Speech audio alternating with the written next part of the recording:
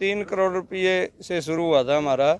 वो 3 करोड़ रुपए जो सरकारी खाते में वापस चले गए थे जलबरा हो गए, वो वापस आ गए किसानों के खाते में चले गए। राम राम दोस्तों, हरियाणा प्रगति यूट्यूब चैनल में आप सभी का स्वागत है। दोस्तों फिलहाल नरवाना तहसील में मौजूद है। नरवाना तहसील में बहुत काफ़ी लंबे समय से धरना चला हुआ है और यह धरना कितने दिनों से चला हुआ है और इसकी क्या क्या मांगे, तो हमारे साथ प्रधान जी मौजूद, उनसे बातचीत करेंगे। तो नमस्कार जी। नमस्कार जी।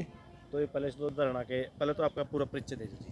ठीक है जी, मैं मास्टर बलबीर सिंह अखिल भारतीय किसान सभा का राज्य प्रधान हूँ।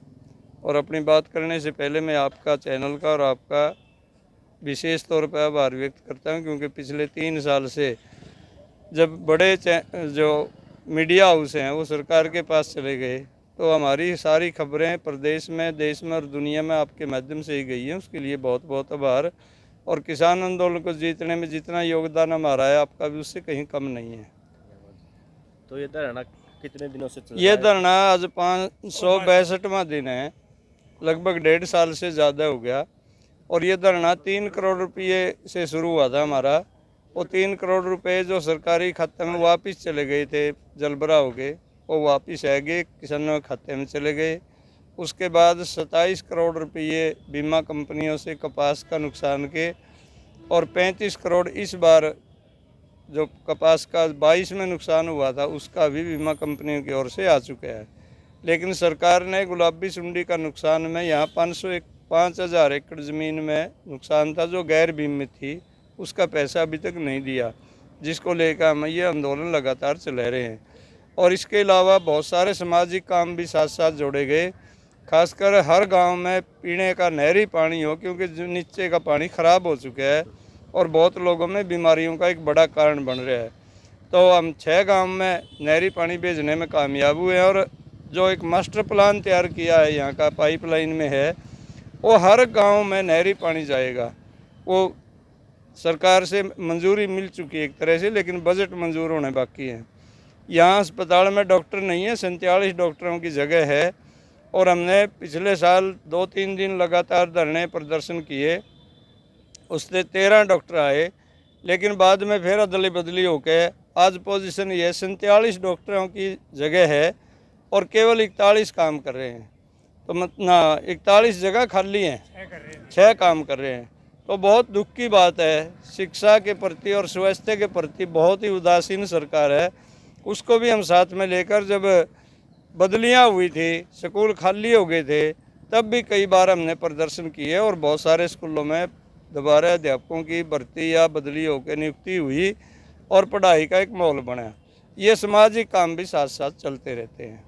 तो सर बहुत ही ज़्यादा समय हो गया धरने के चलते हुए, कि आपकी मांगे सरकार क्यों नहीं मान रही? मांग मुख्य हमारी है जो गुलाबी सुंडी का, और लगभग ये 4 करोड़ रुपए पे ही बात अटकी हुई है।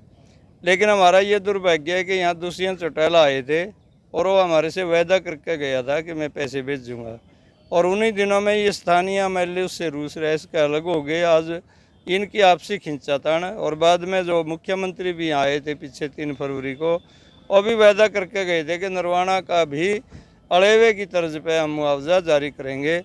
लेकिन यहाँ विधायक और खासकर डिप्टी सीएम के बीच की टकराव की वजह से ये अटका हुआ है। हम ये कहते हैं भाई, हमें किसी से कुछ नहीं लेना देना, हमें तो किसान को मुआवजा चाहिए। और मुआवजा विधायक लिया होगा, उसने कहेंगे भाई बहुत अच्छा काम कराया।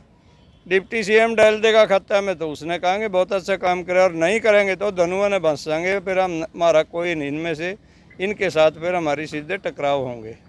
एमएलए से मिले हो, दूसरों से अब अभी कुछ समय से हम नहीं मिले, क्योंकि मिलना अब उचित नहीं था। हम उनको धमकियाँ दे चुके हैं कि आप बिना, अब क्योंकि पहले ज्ञापन दिए गए, बातचीत होली, बैठ गए, दोनों ने वायदा किया है। एमएलए कह रहा था मैं पैसा लेकर आऊँगा, डिप्टी सीएम कह रहे थे मैं पैसा लेकर आऊँगा दुष्यंत चौटाला, लेकिन यहाँ कोई पैसा लेकर नहीं आया। और अब हमने ये प्रण कर लिया कि अब तो इन्हें हमारे पास आना पड़ेगा, और जिस दिन ये आवेंगे हम उसी तरह दुदकारेंगे इन्हें। बीच में केवल हम आपके माध्यम से भी जैसे अपील करते हैं कि भाई ये मामला निपटाओ। 4-5 करोड़ रुपए का सरकार के लिए कोई बड़ी बात नहीं है, लेकिन हमारे लिए बहुत बड़ी बात है।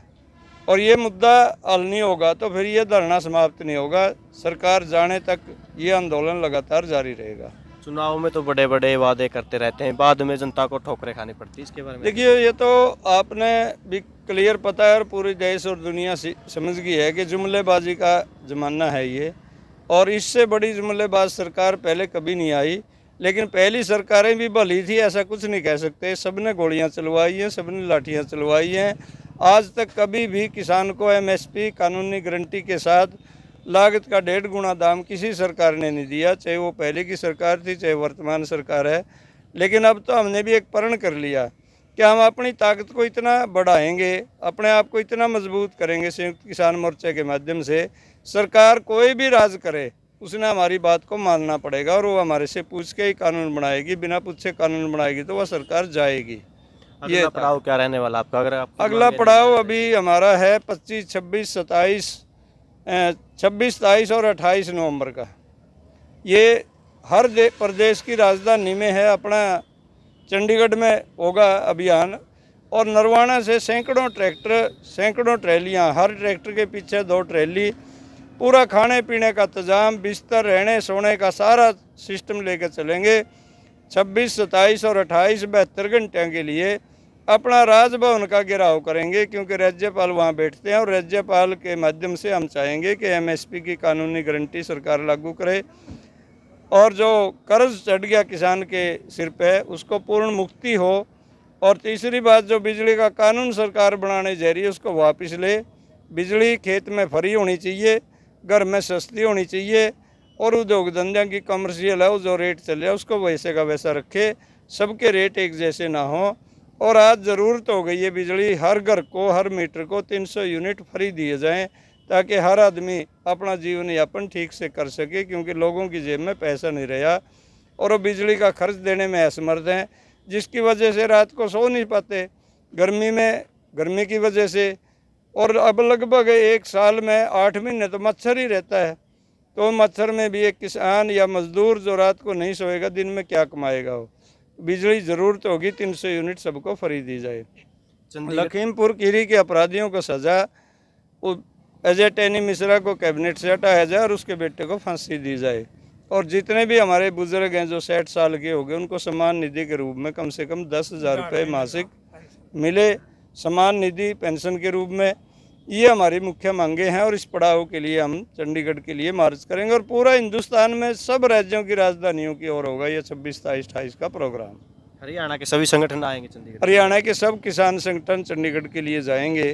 कोई एक आधा हो सकता है, लेकिन हम आश्वस्त हैं कोई नहीं रह पाएगा, क्योंकि जनता का इतना दबाव होगा। यदि मेरा जैसा कोई ये सोचता है कि मैं नहीं जानता चंडीगढ़, लोग मेरे कुर्ते नहीं पाड़ेंगे, कल ये नहीं कहेंगे कि क्या की यूनियन बना रहे हो भाई तुम, आज किसानों की ज़रूरत के लिए चंडीगढ़ नहीं जा रहे। सबकी मजबूरी होगी, लेकिन हम अपील करते हैं जो किसी के पीछे 2 आदमी हैं उनका स्वागत करेंगे और उनका धन्यवाद करेंगे, सबने शामिल होकर जाना चाहिए।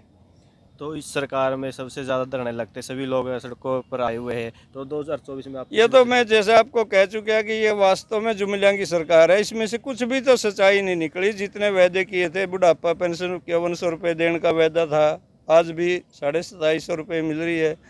किसान को एमएसपी देने का वायदा था, स्वामीनाथन आयोग की रिपोर्ट लागू करने का वायदा था, आम जनता को 15 लाख रुपए खाता में भेजने का वायदा किया गया था। अपने जितने भी बेरोजगार लोग हैं उनको कहा था कि हर साल 2 करोड़ को देंगे रोजगार। आज तक तो हमारे 18-20 करोड़ बच्चों को रोजगार मिल जाना चाहिए था, लेकिन ये सब नहीं हुआ। बेरोजगार दुखी हैं, सरकारी कर्मचारी को पेंशन नहीं रही, उनको जॉब सिक्योरिटी नहीं रही, कच्ची भर्तियाँ हो गई हैं, वो भी दुखी हैं, किसान दुखी है, मजदूर दुखी है, दुकानदारों पर अनावश्यक जीएसटी का बिठा दिया गया और उन पर हर रोज़ ईडी के अन्य छापे पड़ते हैं। तो ये सारे पूरी की पूरी जनता दुखी है और मेरे ख्याल में व्यक्तिगत तौर पे भी और हमारे संगठन के हिसाब से हम मानते हैं कि इस सरकार का जाना ही अच्छा है। इसलिए हमारा ये प्रयास होगा कि बीजेपी और उसके गठबंधन को चलता किया जाए और ये तब संभव है जब आम जनता अपने दुख दर्दों को इकट्ठा करके इस दिशा में लगाएंगे और वो पूरा प्रयास हम अपनी तरफ से करेंगे। तो लास्ट में क्या दर्शकों को संदेश देना चाहूँगा? दर्शकों को ये संदेश देना चाहते हैं कि भविष्य में हम अपनी ताकत को इतना मजबूत करें कि कोई भी सरकार राज करे, किसी की भी, क्योंकि आने वाली सरकार ये बदल भी जाएगी तो कोई भली सरकार नहीं होगी, क्योंकि वास्तव में देश में राज कारपोरेट कर रहा है। ये तो केवल आगे चेहरे हैं दिखाने के लिए, चाहे मोदी है, चाहे राहुल गांधी है, चाहे कोई और है, चाहे कोई और आएगा, कोई जाएगा, ये सब के सब केवल मात्र चेहरे हैं। असली राज कारपोरेट, ये जो आप बार बार सुनते हो कि अंबानी, अडानी और इन जैसे लोग जो खरबपति हैं वो राज कर रहे हैं, और राजनीतिक लोगों को खरीद भी सकते हैं, बेच भी सकते हैं, किसी को भी वो कहीं भी भेज सकते हैं। उनका राज है वास्तव में। उस राज से टलना है, हमने बचाना है। और जो भी राज में आएगा उसको अपना ये ताकत दिखाते हुए कि आप किसान और मजदूर के वोट से बनकर आए हो, किसान और मजदूर के गीत गाने पड़ेंगे आपको। ऐसी स्थिति हमें करवानी चाहिए, और जनता ने इसके लिए लामबंद होकर एक बड़ा मजबूत संगठन, कोई ये ज़रूरी नहीं है कौन किसी यूनियन में है, हज़ारों यूनियन रहेंगी, सैकड़ों संगठन रहेंगे, बहुत सारे लोग अलग अलग होंगे, लेकिन हम चाहते हैं कि कमा के खाने वाले लोग सब सिर जोड़ के इकट्ठा हों और अपने हकों के लिए लड़ें। धन्यवाद। धन्यवाद जी, बहुत बहुत आपका भी।